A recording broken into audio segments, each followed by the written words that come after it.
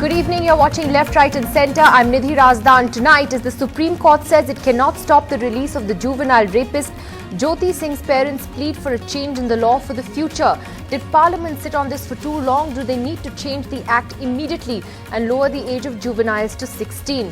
Also tonight, as Arun Jaitley sues Arvind Kejriwal for criminal defamation, BJP MP Kirti Azad virtually dares the Finance Minister to sue him as well. Are the politics, the different politics within the BJP now coming out in the open, the divisions and the differences? Are Kirti Azad's charges valid or a political conspiracy? He'll be joining us later in the program as we debate his accusations. But first, the big story today, the Supreme Court rejecting a plea filed by the Delhi Women's Commission to stop the release of the juvenile who raped and killed Jyoti Singh in Delhi 3 years ago.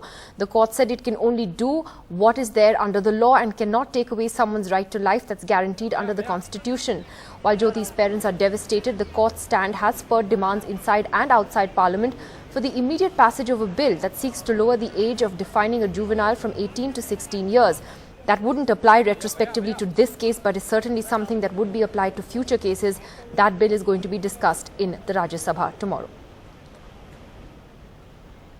Well, we have Pinky Anand, the Additional Solicitor General, joining us here in the studio. Swati Maliwal, the Chairperson of the Delhi Commission for Women, who was the one who knocked on the doors of the Supreme Court late at night trying to get a stay on the release of the erstwhile juvenile rapist and killer. Vrinda Grover, senior lawyer and advocate, also joins us tonight, and we will be joined by Shireen Miller very shortly. She's a well-known child's rights activist. And Pinky Anand, to you first. A lot of disappointment, certainly there's a lot of public sentiment that is built up over this case for a long time. But frankly, the court didn't have a choice, did it, in the matter, given the way our current laws are structured? No, you're right. I mean, I think frankly the court in fact expressed its anguish to say that, you know, if there was something that could have been done, it would have been definitely considered, but it was bound by the law, and that is the way it is. You know, all said and done, it is a good thing that we are governed by rule of law. We may be sometimes unhappy with it. Obviously, we are. There's a bill pending before the Parliament which needs to be done as ASAP, as they say. But that is itself a matter to show that what the existing law is perfectly inadequate. It is out of tune with the time and out of tune with the global order, if you like to say that also. Though I think we should always look at the Indian context rather than just look at parallels otherwise. So there we have a situation today where the whole country is actually agitated. You're looking at Nirbhaya's case today is not only for Nirbhaya, it is for all the Nirbhayas in the world and in India particularly. So I think it's time that we looked at the immediate bringing into force of the law. Swati, there was some criticism of your going to court at the last minute, and those who've criticized you have said that you knew perfectly well that the Supreme Court couldn't really have done much given the law of the land, and that this was a midnight stunt that was pulled at the last minute by you. How would you respond firstly to that criticism? Did you give the parents a false sense of hope that something could have been done? Look, the moment the High Court's order came, we wrote to the Chief Justice of the country, we wrote to the President of the country, Chief Justice of the Delhi High Court, and also to the Juvenile Justice Board, appealing that they must intervene in the matter and under any circumstances not let this rapist walk free, because the fact is that even the High Court order very clearly and categorically said that there has been no assessment on record as to what kind of a reformation has he gone through. We did that, then we met the Vice President, and I was of the hope that maybe something will happen. After that, I met a lot of lawyers and they told me that there is a hope, and there is this little hope that we must, and whatever little that could have been done can be only done by the Supreme Court. And I took that chance because I don't want to not take that chance and then repent later on in my life that maybe if I would have done that, maybe if I would have moved to Supreme Court, the Supreme Court might have ruled in our favor. And whatever record, whatever arguments that we made and we put in front of the Supreme Court today, I think they were substantial, and for half an hour the Supreme Court actually tried. The Supreme Court went through each and every portion, they heard our arguments and everything, they tried their level best, and they also said at least 3 or 4 times in the court that we share your anguish, we share your concerns, but it's unfortunate that under the Juvenile Justice Act we can't do anything. So to that extent, do you understand that rule of law actually has to prevail over whatever the public sentiment may be?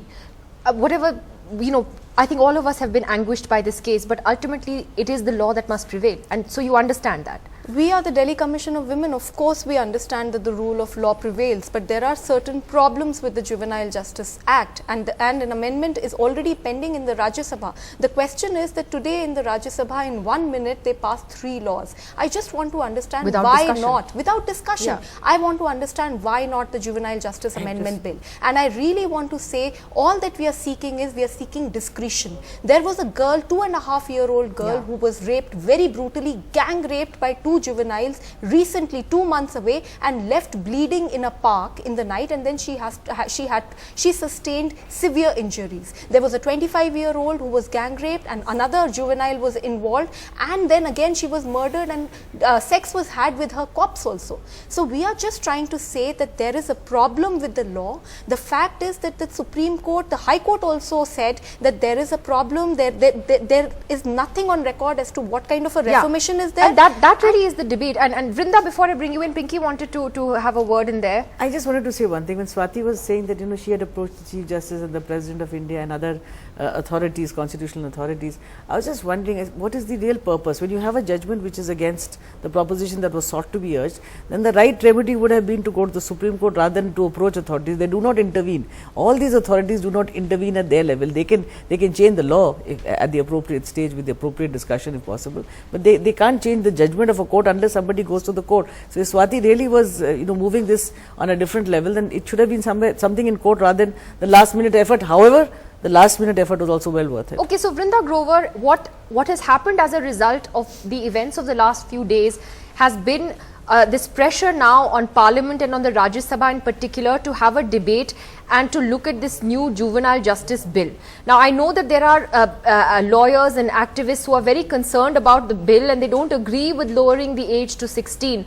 Vrinda, do you think that MPs are going to come under pressure now and have to change the law? What do you think?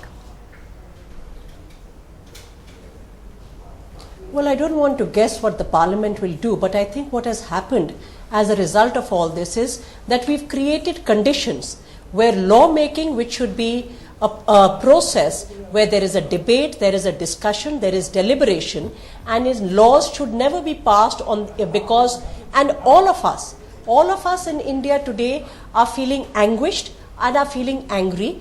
However, is that the basis, or is panic the basis on which laws should be passed? I think this is the worst form of lawmaking, and simply because the Rajya Sabha does one thing wrong by passing 3 bills in a span of a few minutes does not mean that they should do the same thing with the Juvenile Justice Bill, because it is going to impact a very large number of young people in this country. Recently, the Standing Committee of the Parliament, a joint committee, has said that these amendments should not be brought in. In March 2014, yet another judgment of the Supreme Court, in which I had intervened on behalf of child rights and women's rights groups, the court said don't change the age of juvenility. And all those reasons were based on facts, on data, on statistics, on analysis, international analysis, science and international jurisprudence, and our commitments to the international human rights. Now, simply because we are angry and in panic, I really think that it's very important both for statutory bodies as well as Parliament to not see these as knee-jerk reactions. We are all interested in change. We are all anguished by these cases. But is this the way forward is the real question. Interesting. Shireen Miller is here with us as well. Vrinda's making a very passionate argument. Swati is making the other argument. Swati and I think Pinky Anand would generally both agree that they feel that the juvenile law needs to be changed, the age needs to be lowered, and that's what Parliament needs to do tomorrow. And Vrinda's making the opposite argument, saying that this is a panic reaction, it's a knee-jerk reaction.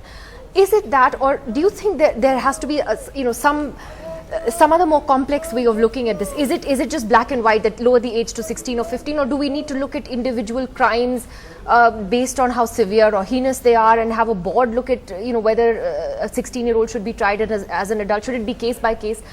Is there any other way out? I mean, I think that the way out is to really make sure that the current Juvenile Justice Act is properly implemented. And that's what we need to look at. I don't think that by changing the law to reduce the age, in fact, on no account should the age be reduced. I mean, the percentage of crimes that are committed by this age group is very, very small. You know, of all crimes that are committed, only 1.2% is committed by juveniles. So we need to look at the current law, the current act, how that's being implemented.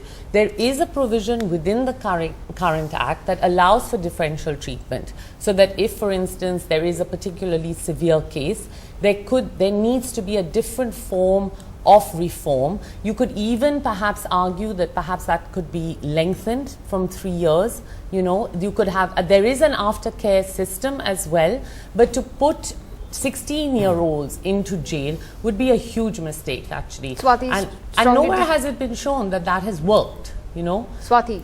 Firstly, I'll answer Ms. Vrinda Grover. The fact is that 3 years is long enough. And if this bill would have been moved at that moment, and then it would have been a knee-jerk, then you could have said it was a knee-jerk reaction. The fact is that this bill, the present bill, has been pending in the Rajya Sabha for the past 5 months. So, actually more than 5 months, 8 months. So, we have a right to question that what kind of laws is the parliament trying to make? Why is it that they have to sit on something which is important for women's safety for so long? Well, they're sitting on a lot of things, but yes, on the merit why of what on women's Shireen and safety? Vrinda are saying is different. Is that are we going to solve the problem of juvenile crime if we lower the age to 16, or are we going to create more problems? We are not lowering the age to 16. I think that is a misnomer. The idea is that Even if for there heinous, is, no, just let me complete. If the crime is extremely barbaric, we are giving the discretion to the Juvenile Justice Board to treat certain types of crimes under that nature and then treat them as adults. It's not as if, and then also the Juvenile Justice Board will have these psychiatrists and everybody who can assess. Right now the problem is that even though one realized that there is probably no reformation that has happened in this man, one could do nothing about it. That is what we are trying to challenge.